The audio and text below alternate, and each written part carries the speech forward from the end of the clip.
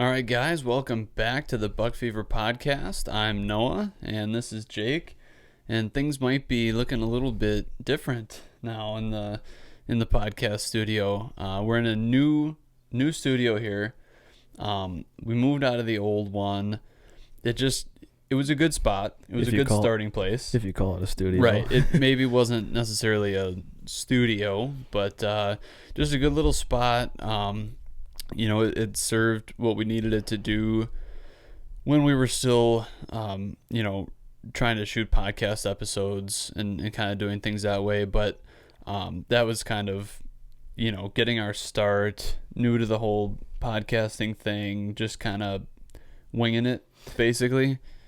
Had to start somewhere. Right. And we weren't really doing, like, very frequent uploads. Everything was pretty slow. Just kind of when we felt like talking, or when, a season would come to an end and we just kind of wanted to do a recap, we would film an episode out there, and everything was all right. But now, heading into this new year, we just decided, maybe it would be best if we actually kind of dug our heels into this a little bit, try and actually start a podcast where we could bring on more guests, and try and get podcasts uploaded much more regularly, so we could actually, kind of produce something for people to listen to. Yeah. So that's why we're here. That's what we've done. So we've built this studio now. I'm pretty impressed with it. I think it turned out really, really good. Yeah, I didn't think it would turn out this good. No, and we're just in a spare room that we happen to have in our basement. We finished off our basement and left a couple rooms unfinished, and this was just one that we were able to get into, and it's not very big at all, and we were kind of worried about that. It'll work. It works for what we need it to, so. Right, but it got more roomy, I think, once we put everything in here.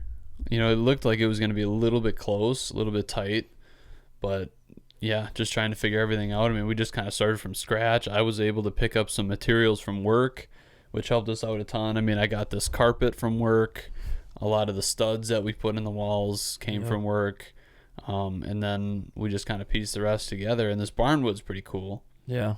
You want to tell about that? Yeah, so the land I hunt at, there was an old barn that blew over, and it's been down for a couple of years, and we took some from my house because my mom wanted a wall like this, but we didn't have enough, so we ended up building barn doors and like framing out a walkway with it. It was pretty cool. So I was like, oh no, we could probably go up there and get some more, and we only grabbed like 8 boards, and we did, or maybe 10 boards, and we did this whole wall. We did this table. I don't know how much you guys can see that. We framed everything with the drywall with it, so it worked out pretty good. It was, and I think it's a little it's cooler that we got to like go and get all this and get it from somewhere where we know it. So right, because we decided, we wanted to try and do something like a barnwood wall behind us, whatever. And so you start looking, how do you want to do that? What do you want to get? And I don't think we realized maybe like everything online is so expensive. It would have been like $1,000 to do that wall, and that's like fake barnwood that's made to look like barnwood, and it doesn't look like barnwood that well. No, it's not really that close. Or you could get like sheets of it for like $40, but still it would have didn't look cool. Yeah, it would have cost more than the gas that it took to go there and back. So, and yeah, we just kind of made a day out of it that day, but we were able to harvest this barnwood, and it's super cool. It wasn't, I say harvest because we didn't just like go up there and just like grab it off a neatly stacked pile. No, we had to go pry in it there out. and, yeah, we had to pry it out. We had to sawzall some of it out. Like it was kind of a bit of a project, but it was fun. It was about 3 degrees too. Yeah. Nice oh my and God. Cold. I forgot that day was so cold. Then we tried to shoot a turkey. It was an eventful day. And we almost did. Yeah, we did.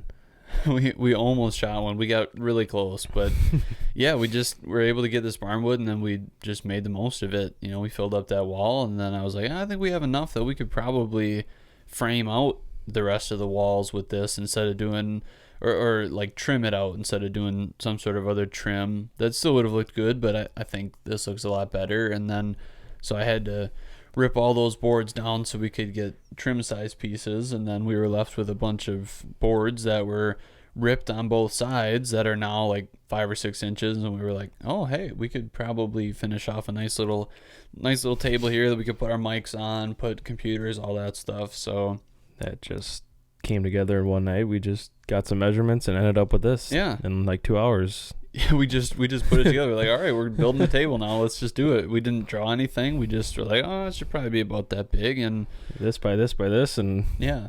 But I do like the fact that, you know, the barnwood came from somewhere that actually means something. Like, this is all kind of a piece of, you know, the land that you're hunting at that is here with us now in the studio. So that's pretty cool. But yeah, so we're gonna really try and focus in on this a little bit, and we're gonna keep learning as we go and keep growing here. Like I said, we're gonna bring guests on. Eventually, we're gonna be able to kind of decorate the room a little bit, get some stuff up, you know, whether it's, you know, shoulder mounts that we have or shed antlers that we found, other just cool stuff that we find. We're gonna, you know, look into how we can get this place decorated a little bit and just kind of keep working with it. And I think the plan is to get this on not only YouTube but Spotify, probably Apple Podcasts, like anywhere where you can get a podcast. I think we're going to try and get this up on so it can be a little bit more accessible, because obviously it's nice to be able to watch it on YouTube, and most of what we do is on YouTube, but there's plenty of people who listen to podcasts that just want it to be on Spotify or want it to be, you know, wherever else that they get podcasts, and maybe they don't necessarily care to watch it. Or, you know, I listen to a lot of podcasts when I'm driving, so I can't watch it anyways. Yeah. So rather than go on YouTube and try and find it there, if I can just go on Spotify quick, watch it on there. So I think that's kind of the plan. We're going to really expand this thing, and try and do it a little bit better. And obviously realizing, you know, podcasting isn't for everybody, but I think it can be valuable in a lot of ways. And I think a lot of the guests that we bring on, you know, they're going to bring different things to the table where we can cover certain topics and hopefully get some sort of information out there a little bit, you know, to try and make the podcast worth something, to try and make it valuable, right? We're going to try and make it funny, try and make it informational, educational, you know, get some of that stuff going. So I'm excited about it. I think it's going to be good. It's certainly not going to replace any of the other videos that we make. No. I mean, that's still our main priority, but just trying to keep the channel growing and right, be more frequent with podcasts, and just, I mean, basically just grow the channel as much as we can, and try to expand to a newer audience and put out as much content as possible, right, reach more people like that. Exactly. So so we're moving into the new studio and in a new year, but I think we could kind of cover how all of this got started. I mean, we're just from a small town in Wisconsin. You know, I'm a year older than you, so we grew up going to the same school, but I was always a class ahead of you. So, you know, we kind of played sports together through middle school and then into high school and whatever, and live like 2 minutes away from each other. Oh yeah, maybe not even. Yeah, I mean, minute maybe. Like it's if you're just driving, a couple blocks. So we just kind of, when was it? Were you a freshman? No, you couldn't have been. 4. I was a senior, I think, when we started all this. I was a junior. It was when COVID hit. Yep. And we school just got shut down. We couldn't physically go to school in the spring of 2020. So this was kind of before everybody knew like what COVID was and how dangerous it could be, so to say. And right, like this was the very beginning, like, well, it would have been May. It was like May 5th or something. So like right, pretty much 2 months after COVID was revealed and they shut everything down. And so I thought, it sounds like we didn't have school. It was a Friday. We might have had school, or it was all online. You didn't really have to show up. You just kind of had to do your work. So right, it was weird because it was one day we were at school. It was a Thursday, and they said we're going to cancel Friday, so that we can spring break. Then we had spring break Yes. that next week, and then we Yeah. never ended up going back to school No. the whole year. So They're like, yeah, let's cancel this Friday. We'll get some stuff figured out and just kind of see what's going to happen. And then, they canceled like 2 weeks at a time and then another 2 weeks. And then pretty soon they were like, yeah, we're just not going back. So that was the end of my senior year. which But- sucks. Right. It kind of sucked, but it was also kind of nice because then we got to go and do more stuff like that. Because like you said, there was still school and still certain, obligations there, but definitely not like not like what it was. I mean, you didn't have to be anywhere physically. A lot of classes, it was just online assignments that you could get done whenever you had the time.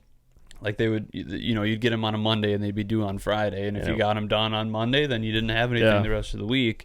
So it opened up more time for stuff like that. And so one day we just decided to go turkey hunting. Yeah, and you really never have been turkey hunting, have you? No, not Before up until this, I then. should say. Maybe once or twice with my dad. Yeah, and I've done it quite a bit, and I was like, oh, sweet. So, I mean, a lot of time off of school means we can hunt a lot, and this is when gas was like 99 cents when everything was down. So, I mean, like, I was going like every single day. It was so cheap, and Right, nobody was driving anywhere. and it was awesome. So I asked Noah, this is like first time we ever hunted, and so we went out on a Friday morning, and I was like, oh, okay, we'll try to get Noah a bird. And we get there and we get up to where we're going, and they're hammering, just gobbling like crazy.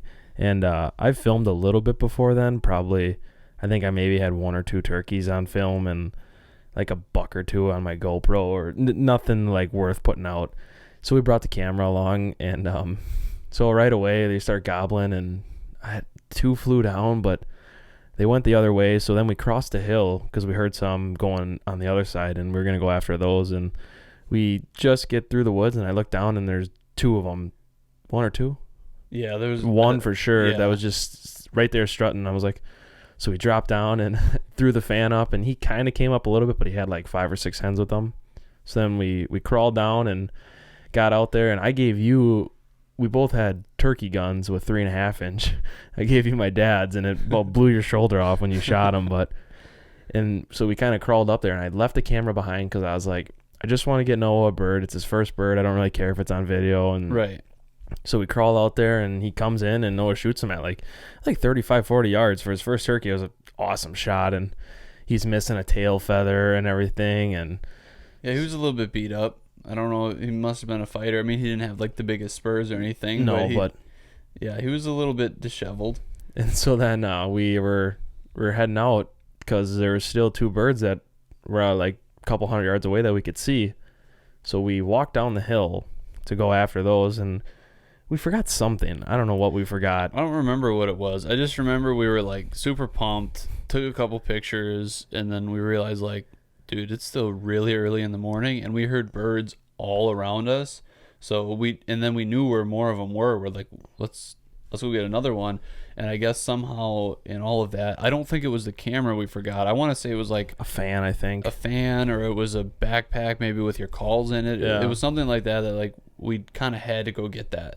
Yeah, this So- was like at 5:30 in the morning. Like, yeah, way early. really early. And we were hunting, so the one that I shot was kind of up on top of a hill, and so we had to get down that hill, and then I think we were going to go across the street to go shoot a couple that we saw. Once, like we were up there, Yeah, they shot were that out bird, there. celebrated, and we saw 2 toms that were across the street, still on your property, and so we climbed down the hill, and we were going to go after them. Realized we left something at the top of the hill, and so then we had to walk all the way back up, and then that's when we just realized there was more birds than we even thought. And we get up on top of the hill, and we look down, and there's 2 toms standing kind of where we first started during the day, which was probably ones we heard.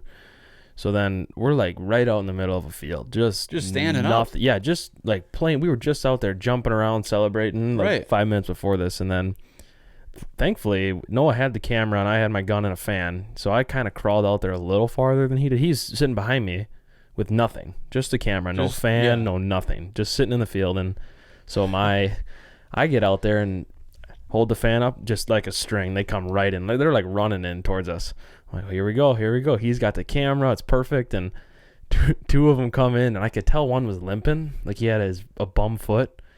And the one is just right in front of me at like 20 yards, just strutting and gobbling his head off. And Noah's filming that one. And I shoot the one on the left because he was limping. So I was like, oh, trying to do the right thing.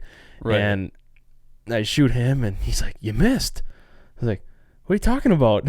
Because the other one kind of just like, he just popped out a strut and was just standing there like he didn't really know. I could have shot 2 of them pretty much. And then, so we got 0 birds on film, killed 2, and we decided that, yep, we're going to start a YouTube channel that we can do. We can do this after getting none on camera. Right. So because I think we had talked about it a little bit, like, oh, that would kind of be cool, because like you said, you had filmed some hunts that you had previously been on, whatever, and so we had kind of talked about it a little bit, and then we were like, yeah, let's go hunting, and we'll take the camera, we'll see how it goes, and kill 2 birds in one day and get 0 on camera, like you said. And we're like, yeah, we could totally do this. easy. Everybody's gonna want to see this. But yeah, so something I guess we could cover, something that you've kind of told me, because like you said, I didn't know much about turkey hunting, but you've said that sometimes you shoot one and then it's flopping around, whatever, and other ones will come up and like try and beat it up. So that had to be what happened. Mm-hmm. Like other ones, they maybe just heard a commotion and then like peeked their heads out and saw that one was kind of laying there and flopping and didn't see us. And yeah, because we just left yours right we just left it there to go after the other ones, come back and get it later. And so they must have been coming. I would have liked to see that. Think about if we had waited a couple more minutes to go back up and they were like up there kicking at it and whatever. I've seen it happen before. When my uncle and I went, he shot one, 2 came in and he shot, and then it was laying there and the other one jumped, came back and was trying to beat it up, and then I shot that one. Oh, so man. It was pretty cool. I mean, kind of weird dominance thing. They're friends 1 second, and then Right. as soon as one gets killed, they're trying to show him who was really boss. But like, all right, you're dead. We're gonna beat you up even more now. yeah, But yeah, so it's pretty good footage actually. It's really not bad. If you would have shot that one, it would have been beautiful. yeah, But it would have been great. it just just a bit of a miscommunication, but lack of experience too, like you said. And like I don't think I was thinking like, oh, that one's hurt. You should definitely shoot that one to put it out of its misery, sort of thing. I think I would just. I think I thought the other one was a lot closer. And it was, and it was right in front of me. Right, and I just guess I assumed that was going to be the one, and then... Well, you couldn't really see him either the whole time because I was up there farther, and I could tell that he was limping, so I kind of was like, oh, I'll just shoot him. I mean, he probably would have survived because it looked like he had it for a while, but I was doing the right thing, trying to at least. It was kind of unique, though, like seeing... Because then after, obviously, and then you get the foot and just kind of seeing what he was going through and everything. Just a like, giant ball on his foot. Yeah, it was interesting. Definitely, I don't know, that's probably got to be up there with one of my favorite hunts, let alone turkey hunts, just in general. But definitely not a bad season we had that year, and then the following year, and then this past year got our butts kicked. But... coming back next year and hopefully something good. I mean, like you said, when we went up to go get all this barn wood, it's still fall turkey season. So were you going to try with your bow? Yeah, I grabbed my bow. Yeah. So we were going to try and go shooting with a bow, just try and shoot a hen, because you can do that in the fall. And so, we found a whole flock, and there's always been a flock that lives there, always. But this year there's a lot. I saw like 200 hens during gun season. Yeah. Out of one tree. Yeah, it's crazy. But so they all just are up there, and then they just kind of migrate through the fields and do their thing. And we kind of expected that we would see them somewhere up there. It was a nice, like, sunny day. It was cold, but it was sunny, and thought they'd be out. And sure enough, all of a sudden, I see we're harvesting. No, I think we got back. We were just to about the to truck, leave. like loading up. Yeah, we were gonna leave, and then I'm looking across the street and like, oh my God, there's just a horde of them. They're just pouring out of the woods. And then they're getting ready to cross the road, and then cars are coming, so they're running back in, and then whatever. And then all of a sudden they take off and start flying. They just decided, and there was no cars coming. They just decided to fly across the road, and then they're really cruising, and we just kind of went on a wild goose chase after them and came close. But hard to draw back when there's 160 eyes looking at you. Right. I don't know if it made me feel better or worse, because that felt like every hunt that we had this past season, where it's like, oh, there's birds, this is gonna be the time we're gonna go do it, and then we just got I mean, we were in blue jeans and Right. I mean, it wasn't coats. We weren't necessarily in the best attire. Not really, but it is what it is. But Yeah. so after that, things just kind of kept going, and we found our way a little bit. We started our channel. This was over the summer too, so it was a couple months later that we actually started the channel. I think we had the channel up and running for like a month before we got our first video out. And that we just made on iMovie because we didn't know what we were doing. And it was just like, pictures and we used some of the footage that you had previously and whatever. And that video has more views than a lot of other really good, really expensive, really well produced videos that we've made, which is kind of funny. But so we just made our first one, and from that just got a lot better, kept going, next video, and now here we are, like 2.5 years later, just kind of still going, still getting better, and trying to keep doing more things. I remember the first video we made, like I was literally taking the link and sending it to like everybody I talked to. Right. Well, it was the coolest thing ever at the time. I would send them the link personally to go watch the video. And right. I mean, we got so many subscribers because like everybody's excited about it, and you have none to begin with, so everybody was like, oh yeah, I'll go subscribe, whatever. And so that was a really fun time. That was also pretty cool there. But so with part of this expansion and continuing to improve the camera that we had to start with, that we tried to film that turkey hunt on. That's just an old Canon. It's a picture camera. Yeah, exactly. So photography. Yeah. Right. It's not even made for taking videos, but we used it, and we use it to shoot plenty of videos. And then my girlfriend Gabby had like the same exact camera. Yeah, I think it was the same one. So then I borrowed that from her for the longest time, like a season or two. I used that for deer hunting and whatever else we were filming. And so we used those, and then eventually we made a big upgrade and got a really nice, like, big, solid, like, camcorder. But actual filming camera. Right, so we got a really nice one. And then this year, we just decided, like, hey, we got a lot of people who want to be hunting and are willing to film for us, and we could really get some cool videos here. So we got to get cameras into these people's hands, and so we made another investment there and got some cheaper models that aren't like the greatest cameras at all, but like easy to work, super light, super compact. And so we just got a bunch of those. And so for my family, I was hunting with my dad and my brother almost every other weekend. Probably we were up there, and so the three of us could all be filming, and I think we were maybe one camera short there, so sometimes I would bring my phone and just film on that, because now some of these phones have fairly decent zoom, like especially for bow season. Yeah, they gotta be close anyway. Right, they've got to be within 40 yards to begin with, and your phone can easily zoom that far and still look pretty good. So we would just be filming with that. You and your dad took out cameras pretty much every weekend.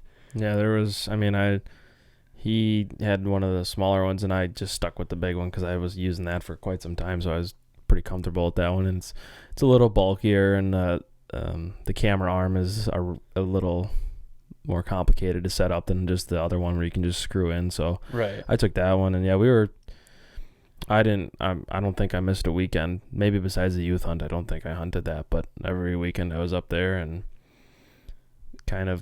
we didn't really do too well, but thankfully they probably know, but right. So I mean, last year, not this season we just had, but the season before that, I remember going into that bow season, looking at that, because the year before, we didn't have any buck videos. We hadn't killed anything the year before, and I was like, man, we gotta figure something out. It was just the two of us filming. I was like, we gotta have more people filming here, but we don't want it to get to a point where it like kind of loses the feeling within the channel. We still want it to be Buck Fever Outdoors. We still want it to be like our our thing. Mm-hmm. So it's like, how do you balance that? Who do you ask to film for us, whatever? And at this time, were you still in school or did you graduate? Because no, last I year had graduated. Yeah, last year I was out of school. Okay, yeah. So, man, time flies. Yeah. So we were both out of school, but I think at this point I was coaching football. Yep, So that was kind of the connection there. Was so I graduated, I went to school then after that, and then the following year I was still in school, but then the coaches that we had for high school football asked if I would come and help them. They had a spot open up, so they asked if I would come be an assistant coach for the year. So I went and did that, and that kind of brought me back into that school atmosphere there every now and then. And so I would always see our former gym teacher, Colby. He was always there. So I'd run into him, and he's super big hunter. Like he loves it. He eats it up. He's like loves the outdoors. He does everything. Right. He's into all that stuff, all the hunting and the fishing. I mean, he's into all of it. So every time I'd run into him, that's what we talk about. It'd just be all that. And one day I was driving home from school then, and I was just thinking, man, we should probably ask him. Like maybe he would do that. I don't know. And so we kind of talked it over a little bit, and then eventually we were like, yeah, we could ask him, we'll see what he says. And I think at first he was like, I don't know, I'd have to think about it, let me sleep on it, whatever. And then, I gave him a couple days, and I asked him again. He's like, yeah, I think I'd be willing to give it a shot. And so we just found a way to make it work, and we got him one of the crappy cameras that we had and set him up with that, because at this point we had gotten the new, like that really good camera that we got. So we got that one. You took that. I took the one that Gabby had, and then we gave him your camera that was like that Canon, that photography camera. So we gave him that, which is super heavy, super bulky, not easy to use at all. We gave him a camera arm that's got a ratchet strap on it, that's loud. It's, again, very bulky, very heavy. The whole setup just sucked. But he gave it a shot for us. He was willing to give it a try. And he didn't end up shooting anything on camera that year, but like he did get plenty of footage, and he was into it, whatever.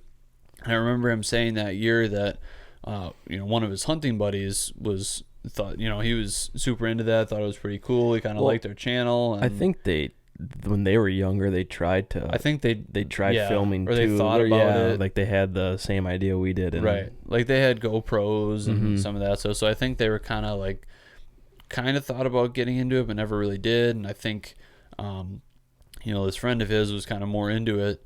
So then this past year, we were looking at it like, man, we got to find a better way to do this. Because then you shot a buck that year, your dad shot a buck that year on camera. So we finally got our couple of bucks on camera, but we're like, man, if we're going to have other people filming for us, we got to make it easier for them. It's got to be a better system. So that's where all the new cameras came in. But now it was, okay, well, who do we want to bring on? And so then it was asking the question for Colby again this year, and then asking his hunting partner, Eli, if he would join on the team as well. And I remembered Colby said that Eli, I think he said that Eli was really into it, that he would be willing to film, whatever. So it was more of just, asking the question and kind of assuming that they were going to say yes, and they were both like, yeah, let's do it. They seemed pretty excited about it. And so then this year we had Colby and Eli both filming for us on top of ourselves, and then our dads and my brother. And so we had a lot of people out there, but we finally got Colby and Eli kind of rolling with some good cameras and much better camera arms, much better setup. Just trying to make it as easy as possible, because you don't want them to ruin their hunt over a camera. So. Right. Yeah, you don't want that to be something that then you lose a deer over that, and then now all of a sudden you're like, well, maybe I don't want to film because it just creates bad things and whatever. So we got them a better setup, and then it totally paid off. And this past season we had, for us, kind of sucked, but for them, they each shot $2. and they had a couple more they could have shot in Minnesota too. Yep. So they each tagged out on an archery buck in Wisconsin, each tagged out on a gun season buck in Wisconsin, and then they hunted the gun season in Minnesota. And I don't know what was going on. We haven't talked to them too in depth about that hunt, but they missed like a couple of giants over there. Well, I think it's muzzleloader. I think it's muzzleloader or shotgun. and they did so it's not rifles like Wisconsin. Right. I think in some parts it is right. You can go rifle, but where they were, it wasn't. Right. So yeah, not. And like I said, I don't know any of the details, so I'm certainly not bagging on them or anything about it, especially with the season that they had. But like that, the point of that is they had a really great season, and it even could have been a little bit better.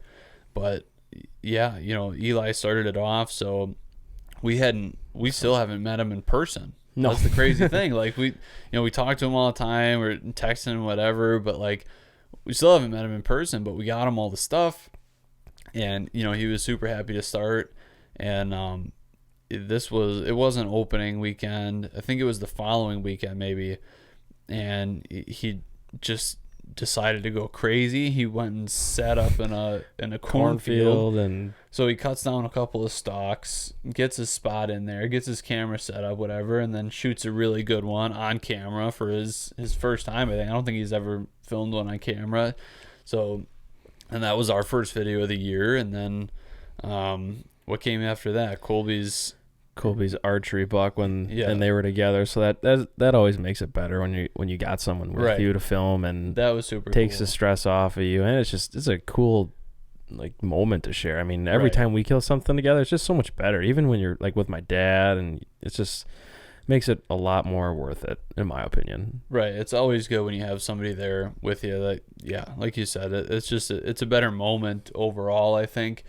And so they were sitting in a tree together, and this one they rattled in.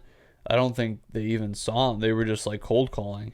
It was like I believe it was the 31st. I think it was Halloween. I think it was. It was somewhere in there. The day before, or it was Halloween. I don't remember. But yeah.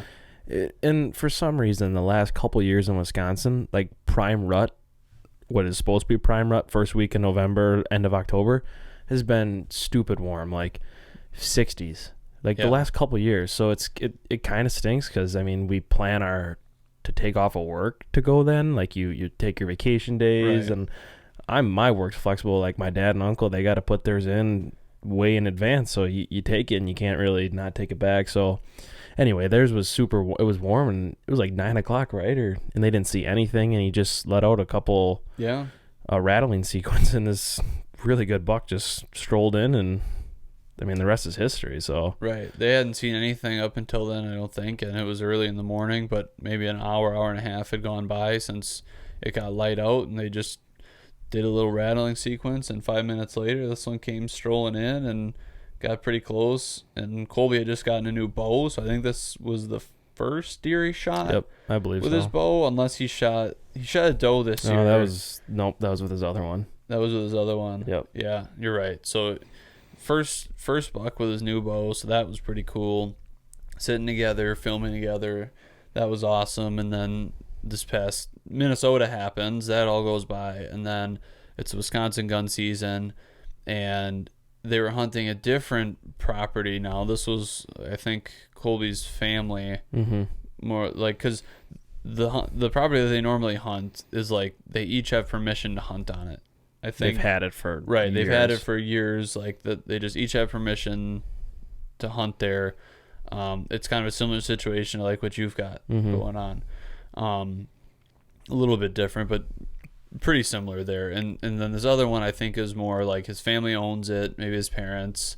I don't think Eli owns it, but I think he goes there and hunts with them, whatever. And so they did that again this year, and that's always just cool because you get the whole like deer camp aspect of it. I mean, at least in Wisconsin, it's like almost a national it's almost a holiday in Wisconsin. Yeah, it's huge. Everybody takes off of work on the Friday before, and it's just the Orange Army goes out and a lot of people honestly just stay up there for the whole 9 days. They won't come home through Thanksgiving that week because a lot of people are off for Thursday, Friday, so they just take the rest off. And I mean, it's a huge deal, and that's another example where bow season is maybe more individual, but gun season is like a group thing. That's like everybody's there. That whole atmosphere, just deer camp makes it super cool. So then Colby's up first, and he ends up shooting one. They sat together a bunch at that point. They saw so many deer opening weekend. Yeah. Just got a ton of footage. That was also extremely cold. Yeah, it was freezing. But, I mean, the video is up there. It looks like they had a ton of fun. And Yeah. Colby was able to shoot one. And, not the most giant buck ever, but, like, he says in the video it's a kind of a pretty standard 8-point, and he's shot a lot of them before, but that's kind of Wisconsin deer camp. Like, that's kind of it's kind of what happens. Like, you shoot a good buck, and everybody's proud of it, and everybody's happy about it, and so that's what he did there. And then that opening weekend goes by. I think it's maybe 4 days later. It was a Wednesday. Yeah, and Eli's back at the property that him and Colby hunt at, and then he shoots a giant, just one of the biggest straight 8s. Yeah, I mean, that's like what you want when you. Yes. It takes a lot. And one of my uncles always says it takes a lot to shoot a straight 8, and that deer had it. That was a giant. Is absolutely giant deer, beautiful buck. And that was another one that like didn't come easy. Well, I should say too, Colby's was on the run, and it just like stopped for a second. He was able to shoot it, and that's why we couldn't get very good footage of it. But like none of the deer this year really came very easily for him. And then Eli's was kind of no different in the sense that like he had to. So the deer's coming in, but it's like on the property border. So he's kind of battling the border here a little bit where, the deer has to come in, and then he beds down, and he beds down like 5 feet, 10 feet. I don't maybe 5 steps, he 5 makes yards. it onto I don't know. Colby's or their property. Right. So he's on their property, but he's like real close to the border, and then he beds down, and he's bedded down there for like 10, 15 minutes. And then he finally stands up, and Eli's got to shoot right away because if he takes a couple steps, he's going to be gone. Yeah. But he makes a good shot on him, and it's a pretty easy blood trail to follow. Yeah. And then he gets down to the buck, and it's just an absolute giant. But yeah, so they had a pretty good season. Yeah, needless to say, they had a really good season, and we're super happy to have those guys as part of the team. It's just been really fun being able to swap stories with them, have a group like that to talk to when you're up in the stand and find out what everybody's seeing and how stuff's going, and just people who eat, sleep, and breathe hunting like we do. So exactly. Yeah. So it's been great to have them on the team, and you're going to be seeing a lot more of them in the future. So yeah, hopefully some group hunts coming up and for turkey hunting, a little easier because everybody can kind of get tags and everything like that. So I think we all have tags in the same week. Theirs is a different count or a different zone. But later in the year we can all get tags for the same zone. And yeah, turkey season is going to be really interesting again this year, especially coming off the season that we just had. But I don't think that'll happen twice. The getting skunked? I mean, hopefully not. I don't think it will.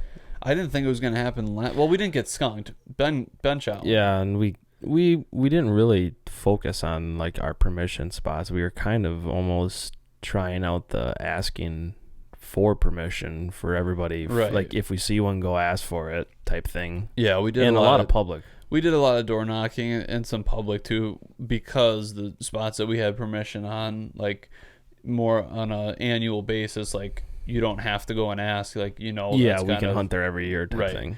And those spots just were not producing, so we kind of were forced to go and look elsewhere and knock on doors, and we did a lot of it, and we actually had a lot of success getting the permission and being able to go after them. It's just when it came down to actually shooting a bird, it just didn't happen. I mean, we just couldn't make it work. Part of the problem on that was a lot of times we were driving my truck, which didn't have any catalytic converters or a muffler. unfortunately. This was not like some sort of aftermarket. Like, I thought it'd be really cool to make it sound like this. This was like it all rusted away and fell off, so I lost all that stuff. And then So then we got It was smart just and I without said, it. I honestly think we're not killing a lot because they hear us coming. They hear us go. I mean, you can hear that thing. Every time I would come home, my dad's like, "Yeah, I could hear you from way way down the road. Like, you can just hear it coming." Even- and for a bird like that that's Yeah. so sensitive to that, we would pull into somebody's driveway, or we would shut it off to go knock on the door, ask permission, and then fire it back up. And I mean, it was so loud, and that was part of the problem. But We needed a truck almost because like a lot of the spots we were going were way back and like we ended up taking my dad's car quite a bit just because they got great gas mileage and gas was like almost kind of through the roof at this it was point. going, It was yeah, really it expensive. was up there. And all we were doing is drive until we found one. So we ended up taking my dad's car, which got really good gas mileage. But a couple spots we couldn't go back there because we wouldn't make it. We'd get stuck and stuff. Right. And so then I think my truck was out as my brakes went out or something. That's why we didn't have my truck when we Yeah. were taking yours because mine was Yeah. waiting to get fixed. So that's I don't think that season will happen again. But No, and last year we went to Nebraska too, so we went to And a then whole other things- state. and then things heated up in Wisconsin right after we left. Right. I know my uncles killed a couple when we Yeah. left, and it's like We probably could have killed one here if we would have Yeah. stayed. I don't regret the trip at all, but it's just, I mean, just the way it goes. It's kind of just funny how that all works out. But yeah, so stuff to look forward to there, and so kind of going back with introducing some of the members like that. So with Colby and Eli, Colby also has started to write some articles for us. I think he's got 4 out there right now. They're all more centered towards deer hunting, but hopefully he's gonna stick with it because he does a great job. He writes a really good article, and hopefully he can get some more out there about all sorts of different topics and whatever. And I'm gonna hopefully start to write some soon as well. I mean, you guys are great writers too. I give you a lot of credit. You guys have a way with writing, and it's awesome. Yeah, so I mean, it's just another avenue there, I think, where it's like, you can have videos, and then you can have podcasts, and then you can have articles, and you can just have all this stuff. Because like we said, like we kind of eat, sleep, breathe this stuff. Like, this is just what we do. Just it's running in your head Right. for most of the day at least. Yeah, and some stuff like that. Colby wrote up an article about things that you can do to kind of liven up deer camp again if you kind of getting in a rut and maybe you don't look forward to it as much as you usually do. And that's something where like you can't necessarily get a good video out about that, but you can write up an article, and it's like a 2 or 3 minute read. It doesn't. And a lot of people are thinking, like, a lot of people think the same thing, that Right. which is a lot of people don't realize that there's a lot of people in this world who think the same way they do, and Yeah. or have the same thoughts of. And he got really good feedback on that article too. Just people saying like, "Oh, those are some good ideas you had, and this is what we like to do," and just kind of getting that conversation going. So the point of that is, like, in order to be able to do stuff like that and get these articles, we also had to create a website this year, and all of that credit pretty much has to go towards my brother Ben, who basically built the whole thing. And that was with the guidance of a mentor that he had that was able to help him. But for the most part, like, between him and then this other guy, like, he just kind of taught himself a lot of stuff. And this other guy's named Zach. Zach helped him out, where he needed it, whatever. But, like, a lot of credit to him for just kind of figuring it out, much like we did with our YouTube channel and everything, just kind of starting and going for it and getting better and figuring it out from there. He did the same thing and was able to build a whole website for us like that. So that was a huge project for us this year, was trying to get all of that built and designed, and like, how do we want it to look, and just all that. So that was a huge undertaking that we had this past year, on top of trying to get videos out every other week, right? At the minimum. I mean, you were more caught up in that, so I kind of did the more of the trying to get the video part, Right. it all worked out, and Ben did a great job, and you guys spent lots of hours on that, so.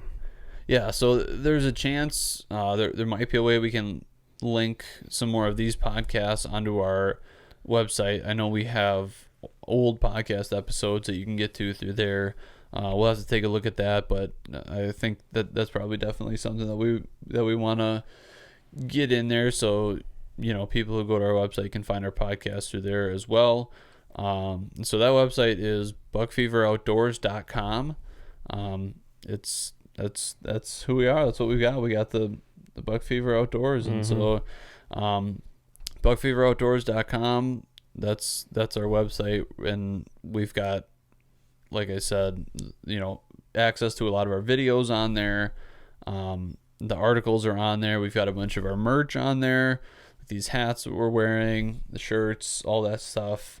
So that's another great place that you can go and find more of our content, find out more about each of us. We've got a little bit of info on there for each of us and just for our channel in general. So we just thought that it would be useful for us to have that so that people could get to know us, and we could get more of our information out there. We promote our brand. Right. We could get our articles out there and kind of have all this stuff in one place. Yeah, you just go there and you can see our videos, right. You can read the articles, you can check out our merch. It's all right there. Right. Like now if you go to buckfeveroutdoors.com, everything's there. You can get to everything, and that's really nice. And so that's why we wanted to do that. That's why we wanted to put in so much time and effort and direct so much energy towards that, was so that we could kind of create this interface that's easier for everybody to use, so that people can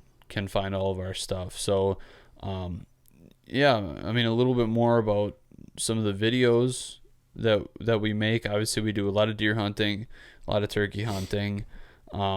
Sturgeon spearing is a huge one for us. It's a pretty popular. Yeah, well, it's interesting because it's something that there's only 2 lakes in the country that have sturgeon spearing in general, and that's Lake Winnebago, which is the big one. That's the one that we live like half a mile from yeah, not at far. The most. So that's our lake, and then there's a lake in Minnesota that has a season, and I think there's like a limit of like 6 fish that you can spear on that lake, like for the whole entire lake. And it was done in like, I think last year it was like an hour or 2. Yeah, it wasn't long. It only lasts like an hour or 2, and our season can go up to 16 days. Sometimes it won't go the full season. There's limits as to how many fish can be speared, but it's to keep the population, and right. Because they're dinosaurs. Yeah, and they don't take some, like, by the time their legal limit to spear, they're like already 20 something years old, which is crazy to think about. It's crazy. They're real old, and they're obviously very rare, being that this is something that you can only do.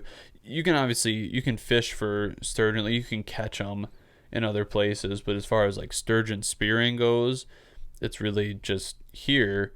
And the hunting public kind of made it more popular, I think, because they started the whole right videos. Because Jake lives pretty close. He grew up like 15-20 minutes away from us, so he always comes back up and goes sturgeon spearing. And so then when they kind of got big, they made more videos on that, and that kind of promoted it.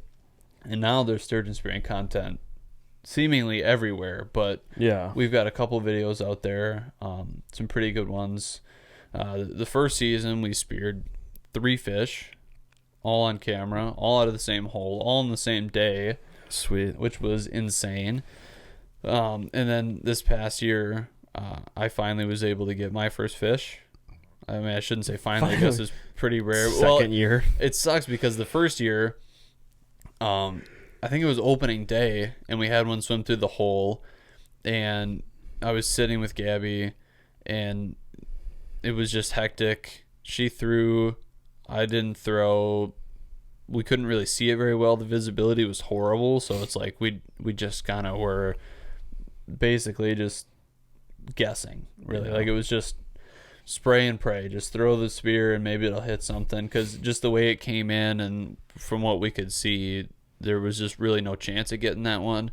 And then when I was sitting with you, when we had that big day, then there was an older spear in there that where like the head would pop off. Yeah, it needed to be and fixed. you warned me about it, but it's still The heat of like, the moment gets to you. Right. It popped off before I could throw it. So then Gabby was able to, that was another Hail Mary throw. Like Yeah. it had already kind of gone through the hole, and she threw it like behind her, like between her legs, and was That's able awesome. to, just somehow hit that fish. So she got that one. And so that's why I say finally, because it's like there was a couple opportunities the year before where, I could have maybe gotten one, but then the next year was lucky enough to be able to get this fish. And so we've got 2 spearing videos out now, but there's going to be more to come. And it's like you can't really make a video unless you spear one, so it's kind of Right. like that's the whole thing. Like you can make videos of deer hunting if you see them, but like this, you're just sitting there, and if for hours on end without really seeing anything. Yeah. I mean, you might get some other fish that'll swim through, but it's sitting in a pretty small hole in Yeah. a giant lake. And it's just dark and there's nothing going on. I mean, yeah, you can listen to music. I usually don't, only because we're filming, but like there's nothing to do. It's just, yeah, I don't know. But when the more people you have, I suppose, Yeah. and like you can kind of make more of a gathering, more of a social thing out of it. But Yeah. I don't know. I feel like fish sometimes get lost that way. when you spear one though, it is awesome. Yeah, It's crazy. It's super cool, and everybody is very congratulatory. Like everybody loves it because they know how hard it is and how lucky you have to get to be able to see one and spear one and whatever. So it's a big deal. It's almost kind of like another holiday here too. I mean, like thousands of people Right. show up to all the restaurants along the lake, and then everybody brings their fish somewhere and hang it up, and it's really Right. cool. It's a very local holiday, I would say, because even like for the whole state of Wisconsin, there's people who live here who have never heard of sturgeon spearing, whereas everybody in Wisconsin pretty much gun hunts for deer. But for as far as like locally goes in our area, it's maybe even bigger than opening day of gun season. I mean, it's a huge deal. So that's always a big time of year for us in February, where we put out videos like that. We do a lot of rabbit hunting. That's something that we're gonna do some more of. We might get out tomorrow, and certainly we'll be out a couple times this year. But that's more like now in that December, January time where there's like not really much else going on, and it's usually a pretty fun time. Yeah, I mean, we like we said, we eat, sleep, and breathe this. So if we can hunt something, there's a pretty good chance we're gonna go out there. I mean, Right.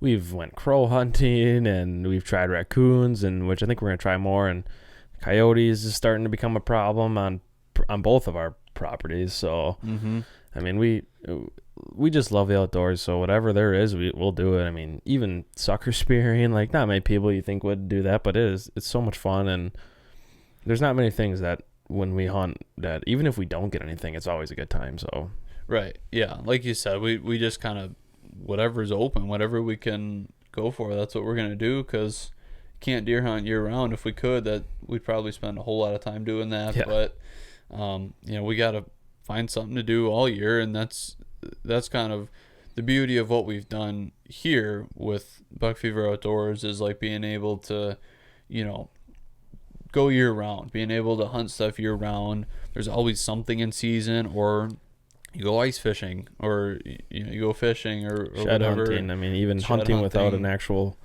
weapon. You're just out there looking, and you learn a lot actually Right. from how deer move, where they go, what trails they take, because that's not something you're gonna do in the middle of the season. Is walk through the woods No. trying to figure out where they're going and all that. So you get a lot of intel in the winter and spring months of seeing the patterns they do, and I think it's honestly helped us quite a bit.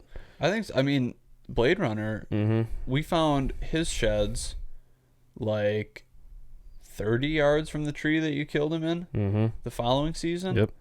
So and not saying that that's necessarily why, but it's like then we kind of knew, okay, he's bedding in this area and he's an older, more mature deer. He's probably not going to break that habit unless for some reason he was forced to break that habit, like something spooks him out of there or whatever. So like, and then we can see where to put stands and everything and where the bedding is and not to get too close to it or how to set up. So it's a pretty valuable time, and it gets you out because winter's kind of pretty long in Wisconsin. Yeah. I mean, gets brutally cold or gets warm randomly and snow. So it breaks up the months, and like Sturgeon Spearing's on the downslide of kind of winter, and March is starting to get to spring when we get out there and the snow starts melting and it's 45 degrees, but it feels like it's 70 because the sun's out and we're walking around in t-shirts and jeans, and just it starts rolling into spring. So right. And then, besides any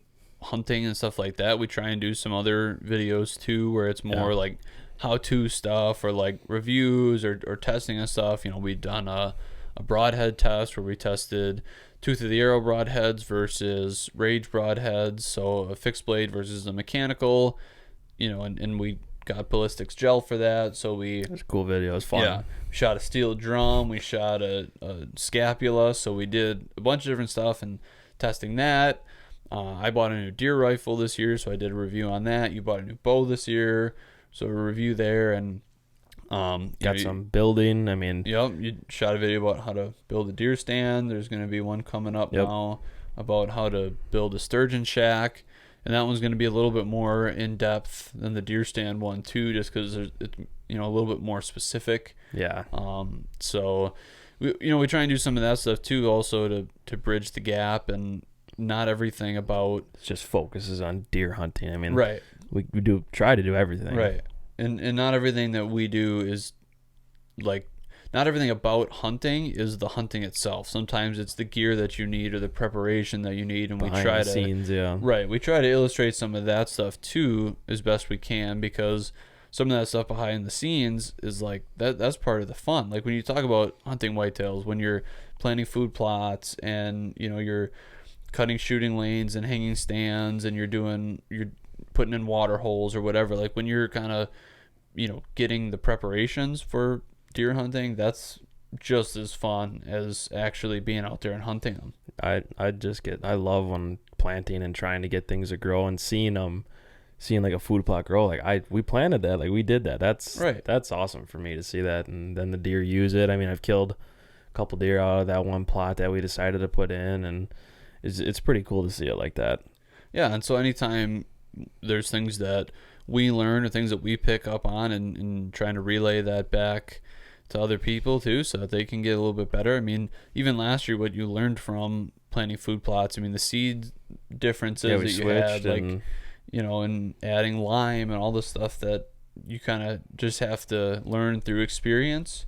But if we can learn those lessons and then kind of relay them out to other people so they don't have to make the same mistakes, and a mistake in something like a food plot, that's going to cost you food plots for the year. So it's not like you can just say, oh, well, that didn't grow, and then the next week you can do something differently and all of a sudden you'll have good food plots. It's like, if you do something wrong one season, that's your season. Mm-hmm. And then if you do something wrong the next season, now you've got 2 seasons. So like, you kind of have to get things right as quickly as possible.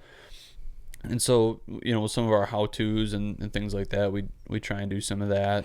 And in the reviews as well, I mean, we haven't really had any reviews where we've found something to be like real bad or really negative, but I think there's certainly valuable information that can be given in there too, because there can be good products that maybe aren't a good fit for a certain person. Yeah. Like, this is mostly just the stuff we use, and right. So we're not saying one's better than the other. It's just we've right. It's what we grew up with and what we like and what we use, and I think we're starting to switch around. I mean, like playing with the idea of shooting fixed blades and for certain game, and the camo we're starting to change too. Mm-hmm. Because I mean, when we started, it was mostly just like Realtree was kind of the right. thing to have because it was the most realistic. And now you look at camels and you go, you'd stick out like a sore thumb, in my opinion. But I mean, it works, and because it's not like leaves and stuff on a coat. It's more just patterns. But yeah, that's the whole new thing now is patterns and everything, and there's different philosophies on that and whatever. I mean, we don't have to get too in depth, but I think whether it's scent control or camel patterns or whatever, like if you wear something that's advertised as controlling your scent and you hunt upwind of a deer, they're gonna smell you. It just doesn't matter. Like there's really nothing you can do that prevents it 100%. So whether it's scent control or camo or whatever, you still have to do your part. Like even if you have the best camo in the world, whatever that is, you can't be up in your stand waving your arms around, moving around. Like you know, you still got to do your part. So stuff like that, that's all information that we've got and we've been able to share. And so that's kind of what we plan to do. So I guess to kind of wrap it up, looking into this new year, this 2023, this podcast is going to be a big thing for us. We're going to try and film as many episodes as we can with the two of us, with guests, and we'll see how it goes. We'll see what comes out of it. But, you know, this is going to be a big thing for us, and maybe some of those educational topics will kind of get wrapped into this as well. So we'll kind of see what this expands into. I mean, it could go a lot of different ways, but we've got the equipment for it now. We've got the space for it now. So that's really all that matters, that we can get started, and that podcasting will be a big thing for us this year. Videos are still probably going to have more this year than any other year that we've had, because you know, I want to say in late August, early September of this previous year is when we decided that we were going to start going like at least every other week we were going to post a video, if not every week was going to have a video of some sort. Yep. So that started kind of late in the year, but you know, it's been really great for us. It's made us better. It's made our channel better, and we've been able to grow by doing that. So that's going to be something that carrying into now this year, we're going to try and keep doing the same thing. And like we said, I think it's probably going to start out with some rabbit hunting. That'll probably end up being the first video of this year. Besides podcasts, you know, for as far as videos go, rabbit hunting will probably be the first thing, and we'll be spearing before we know it. Yeah. And shed hunting, sucker spearing, turkey hunting, and by that time it'll be the summer, and we'll be getting ready to go shoot some whitetails. So things are looking good. I'm very excited about where we're at. Very excited that we've been able to get this to a place where we can feel comfortable making an investment like this in a podcast studio, and be able to share this. So yeah, you got anything else? No, just excited, and hopefully we can put out as much content for everybody to watch and follow along with us. Yeah, exactly. So like I said earlier, you can find us at buckfeveroutdoors.com. That's probably the best way to find everything that we have. Otherwise, our main spot would be YouTube. So Buck Fever Outdoors on YouTube. That's where you can find all of our videos, and all of our podcast episodes will be up there as well. All the old ones and these new ones that we're starting to do now, you can find all those there. I don't have this 100% worked out and confirmed yet, but I believe we're going to have our podcasts all on Spotify and pretty much anywhere where you can find podcasts. So we'll keep you guys updated on that, obviously, but the podcast should be pretty much everywhere. Buck Fever Outdoors on YouTube for all of our content, all of our videos, and buckfeveroutdoors.com for all of our articles, all of our merch, and videos and stuff like that as well. And this is going to be the Buck Fever podcast. That's what we called it for the old one that we were doing there, and I like it. I think that's that's us.